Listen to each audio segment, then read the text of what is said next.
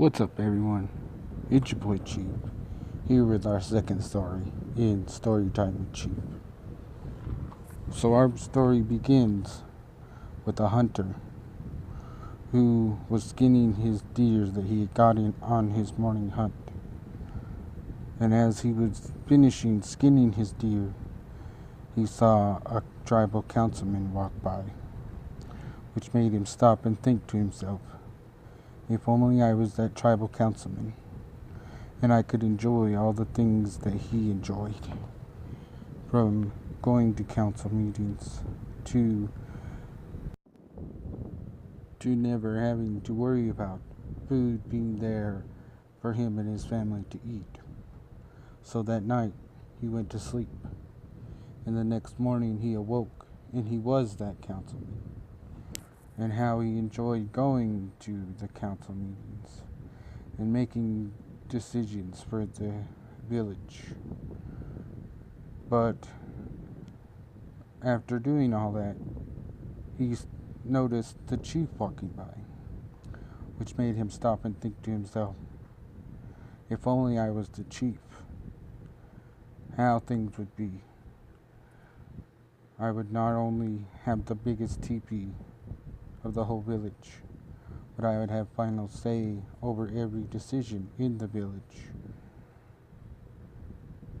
along with the choice of cuts of the finest meat of any kill brought into the village. So that night he went to sleep, and when he woke up, he was the chief. And my, how he was adored by everyone in the village, and how he thought himself of great importance because he was the one to have final say over every decision made in the village. But then he looked up in the sky, and he noticed the mighty bald eagle soaring over him,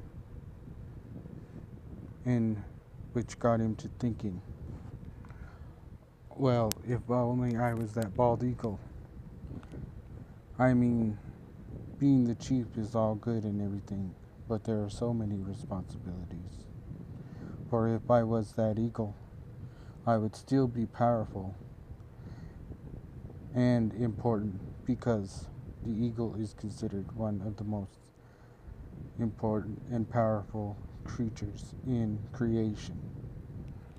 So that night he went to sleep, and the next morning he awoke as the eagle, which frightened him.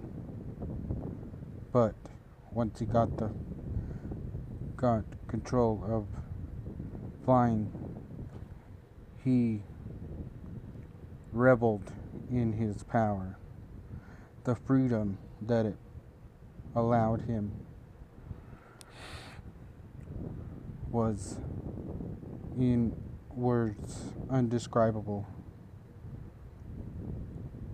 But as he was soaring past a clearing, he saw a majestic bull elk surrounded by his herd feeding,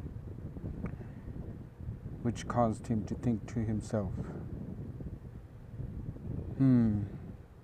if I was that bull elk, I would still be free, but I would still be looked at as powerful and an important leader, because I would have the say of where the herd went each day.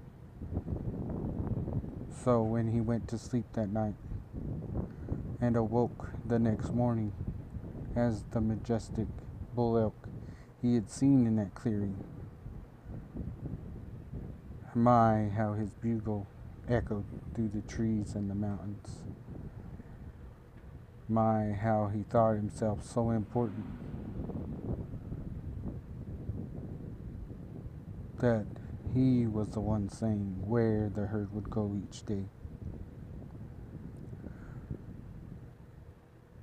But towards the end of that day, one of the herd spotted a hunter crouched down in some bushes, which made him think to himself, that puny hunter cannot harm me.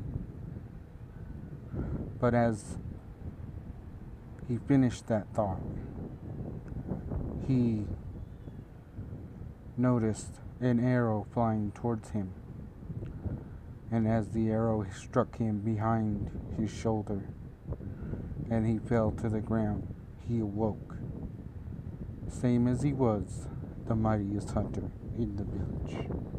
The end.